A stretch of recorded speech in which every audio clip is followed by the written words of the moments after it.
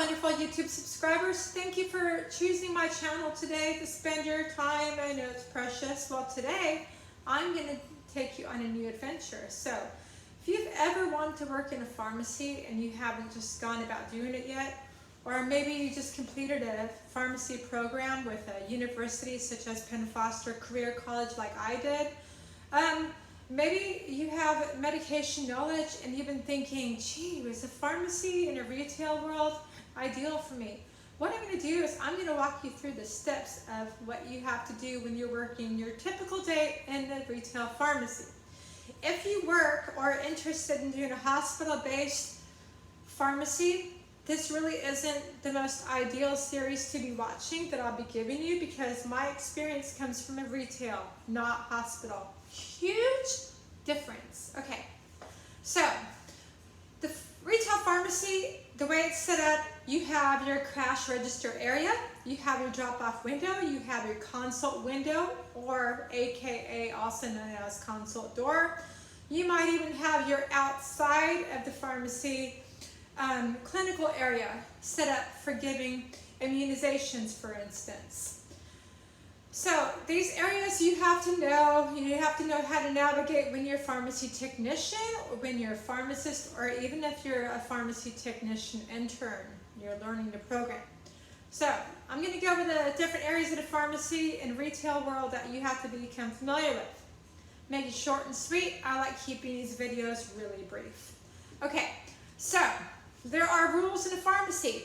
Once you start working in a retail pharmacy, you're not going to know this stuff. You're right off the street. You have your certifications, you have your experience, bam, you are right in the pharmacy. So, you're told, Lola, can you go drop off window, please? I walk over to drop off window. And my first couple weeks, I'm like, oh, I do this stuff. But then, repetition is key. Repetition is knowledge, you guys. You don't have to be smart, Alec. You don't have to be smart, Alexa. You can just be knowledgeable, and that's just as good as being intelligent and smart. You bet it is. So you drop off, yep, someone's dropping off prescription. First thing you have to see is, okay, is this insured with Medicaid? Medicaid, Medicare. You have to look at the paper. Is it tamper resistant? You have been taught how to look at tamper-resistant paper when it comes in to know that a prescription is not going to be phony baloney. The next thing you have to do is you have to look in a database. So you might scroll down at the very top and choose patient information. You will type in your last name, first name, then your date of birth, and hit search. If you're lucky, you will see their name come up across the middle of the screen. You confirm this information with the patient. If it's brand new patient, you have to start a whole brand new profile for them. So to cut to the chase, to make it short and sweet, at the pharmacy drop-off counter for prescriptions, you're limited. Ideally, they want you to knock out the acceptance of drop-offs from patients. Each prescription, preferably they like you to have the process done in 2 to 5 minutes. A lot of people that start new do it in a lot longer time than that. Well, ideally you want to be between 2 minutes and 5 minutes. How do you do that? What are the shortcuts? Okay, shortcuts are, starting a pharmacy, you ask everyone. Are there shortcut abbreviation acronym lists that can be printed out for me to learn? Are there dosage shortcut routes I can learn that can be printed out? So you get all this information printed out, and what do? You take it home. You take it home, and instead of being on social media for 10 minutes a day, you whip out that paperwork, you start memorizing. Once you're memorizing it, it's going to come to you. You might go to sleep, and you might be having pharmacy calculations in your head, and it might be keeping you up, and you're thinking, man, I just want to get that stuff out of my head. But do you? No, you don't want to get that out of your head. You want to memorize this stuff. At least 10, 20 minutes every day. It doesn't take long, and then you're going to know all these acronyms. Once you're entering all these acronyms in a prescription drop-off, when it says SIG, SIG is the directions the patient has to take for the medications, okay? So it might say, take 1 teaspoon 2 times a day. Or it might say, take 2 tablets twice a day, 1 tablet at bedtime. Okay, so you have to know, how do I put these acronyms to use? Well, you're going to learn those acronyms, and then it's going to come quicker to you. There are 9 parts of a prescription you have to look at. There's an extra one that's not part of those 9 steps. The first step is look at the paper. Look very good at the paper. Is this cheap paper? Could this have come from maybe your printer at home? Look at the printer paper, because specifically on Medicaid and Medicare prescriptions, those are going to be on tamper-resistant paper. So what are you looking for? You're looking for watermarks. You're looking for indicators. Flip over the paper, you're going to look for other indicators, and you're going to wonder, okay, yes, this does look legit. Then, next thing you have to look for, what's called the NPI or DEA number. If this is a prescription that's not in the United States, prescribers should all have what's referred to as NPI number. So it's a series of numbers.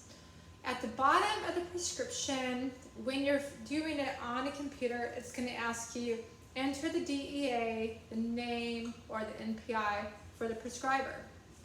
I find entering the NPI saves a lot of time, because if you just pull up the DEA number, what the DEA number is going to do, it's going to pull up the doctor's information, or the dentist information, or the veterinarian information. Yeah, it's going to pull up the name of the doctor, but what's not going to pull up, it's going to pull up a whole different list of addresses that doctor has. Now, if you pull it up by using NPI number, you've just given yourself a shortcut, because that NPI number might just be only related to one office location, which happens to be the office location that's going to be for that very prescription you have right in front of you. Okay, so you're looking at DEA NPI number. First thing you want to see, not exactly the first thing, but it's one of the 9 points of prescription you want to see. The next thing you want to see, look at the date, okay?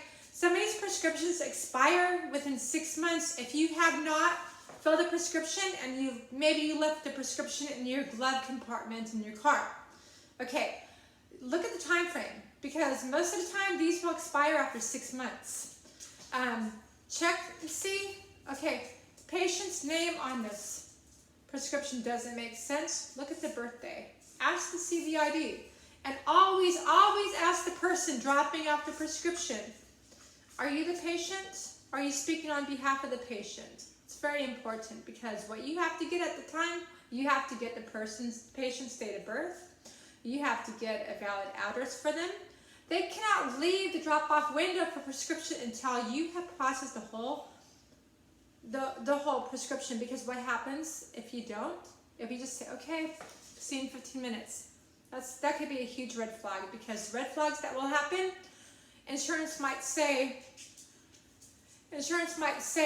patient mismatch name, bad group number, bad card ID number, coverage ended for the patient. You might have these factors pop up when you think, okay, I've sent that prescription, it's going to be filled now. Not necessarily, you guys. No. It's where you have to really examine these prescriptions that get dropped off. So the next thing you're going to do, you're going to enter the name of the medication on the prescription. Look carefully at the prescription, because sometimes there might be 3 medications on it. You have to be sure when you see the prescription, you enter how many prescriptions are on that prescription. So I would choose 3 medications, because there are 3 medications on the prescription.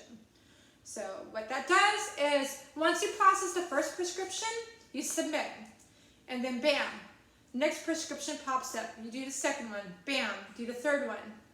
Now before you can work on doing what's called input, when you're writing in these prescriptions, when you're filling in all the 9 parts that have to be filled out, first thing you want to do is, a lot of retail pharmacies are going to have little sticky, most of them are 4 digits, little sticky stickers. Little sticky stickers that you just put right there on the front of the prescription. You're not gonna be covering up anything that has a prescription on it. So look for like a blank area on a prescription, put the sticker there, and then you're gonna scan it. So get to know your fax machine.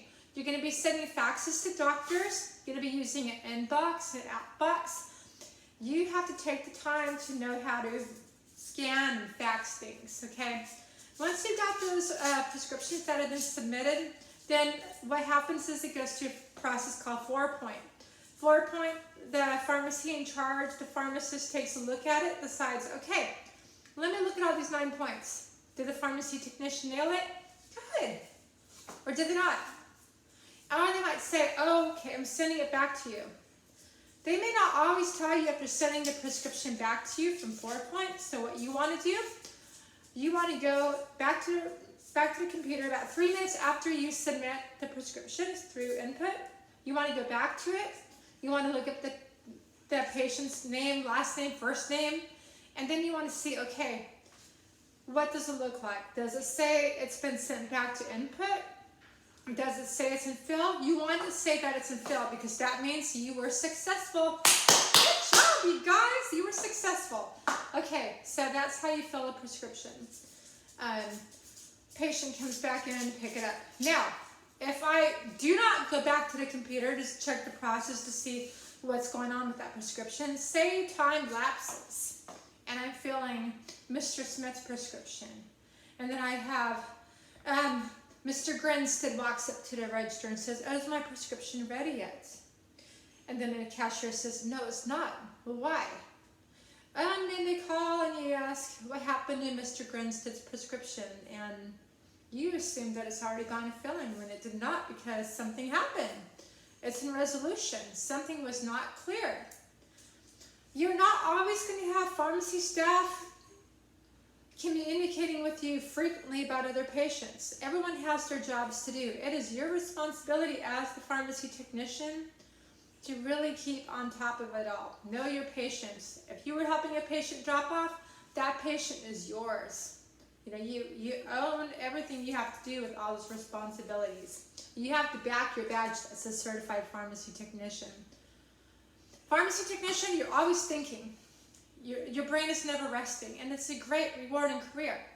So, that is about filling, that is about resolution. This does complete the video that I made for you today about working as a retail pharmacy technician. If you have any questions, just go ahead and leave me a comment.